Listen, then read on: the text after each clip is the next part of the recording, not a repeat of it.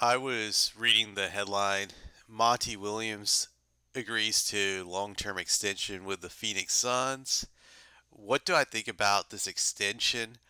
Well, first, I had to be honest about the way I view NBA coaches. So here's what I have to say about that. I have always believed that players are responsible for about 90 to 95% of wins in this league. When it comes to winning, they're responsible around that percentage. Coaches are responsible for around 5 to 10% of winning. I definitely believe that.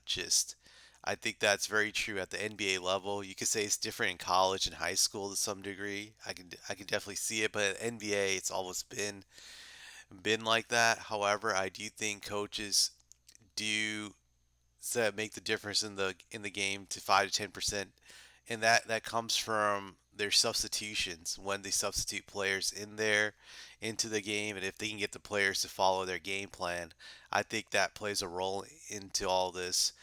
For example, I can just look at Greg Popovich. As great of a coach as people say he is, he cost the Spurs a championship in 2013 when he didn't play Tim Duncan in the final seconds of that game 6, which ended up going to overtime. And the reason that game went going to overtime is due to Spurs not being able to get their rebounds. They lost that game simply because they couldn't get their defensive rebounds at the end of the game that allowed Miami to get second chances to tie up the game. So that was all a pop. That shows you how a coach can influence a game right there. Not making the proper substitutions or applying the right matchups can cost a team a game. I also believe it's a coach's responsibility to get players motivated motivated to play the game, and also it's their responsibility to hold them accountable. I think to a large degree, a lot of these NBA coaches today can't even hold guys accountable. So I think that affects winning to some degree. So these are the little things that affect it, on a high level when it comes to winning in the NBA. So you'll see why I said all this stuff. When I think about Monty Williams, I do I do give him some credit in the Suns' success. I'll say this: the last few years, he's a very likable guy. Seems like his players really like playing for him. He probably creates an atmosphere which they can be comfortable in. He's kind of like a player's coach, from what I've heard. So, so I'll give him that. I'm sure that played a role in the Suns winning more games every year he was there than the previous season. So I'll give him that. I think my problem with Monty Williams is just the way the Suns went out in that game 7 in the playoffs. That was humiliating. I've been watching basketball for many years. I've seen teams lose game 7 on the home court before. It happens every now and then. But I have never seen the home team lose the way the Suns did at game 7.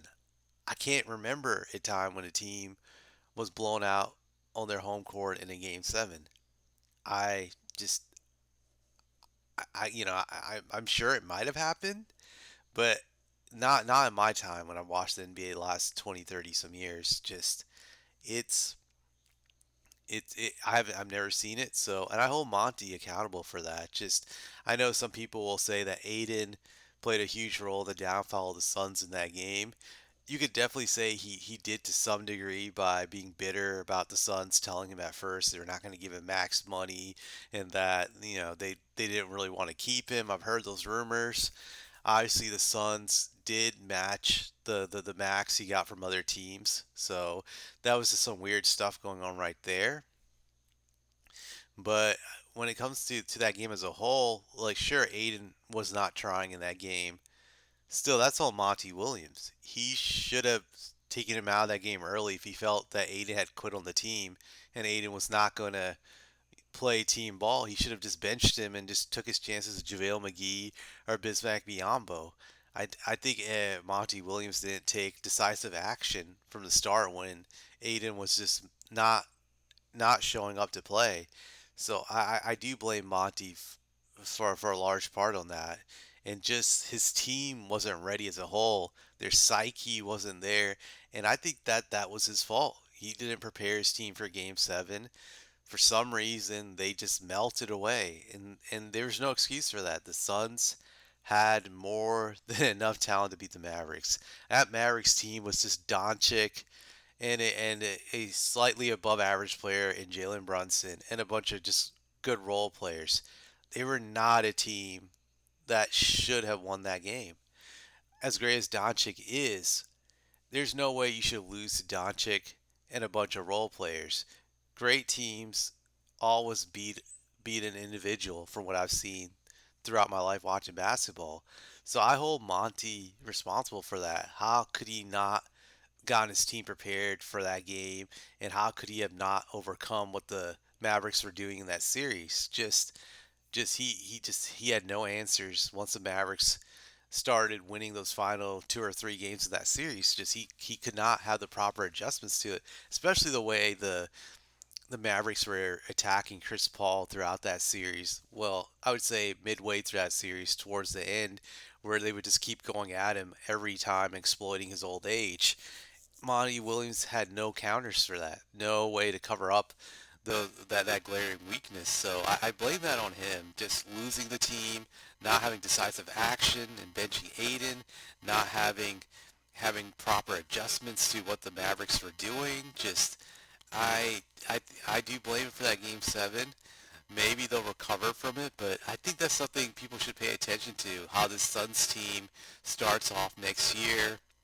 If Chris Paul can be even what he was during this regular season, well, the previous regular season, just of the 2022 season, just will he be at that level heading into the 22-23 season? I think that's a question mark, and we're going to see if Monty really is a good coach. The way he adjusts to Chris's declining age, will he be able to get Aiden more involved in the offense, or create a system where Aiden can be a 2010 player and they can still win a lot of games? I think those are all question marks, and it'll be interesting to see if Monty can prove himself, because I'm skeptical that he's average at best when it comes to coaching, but we'll see.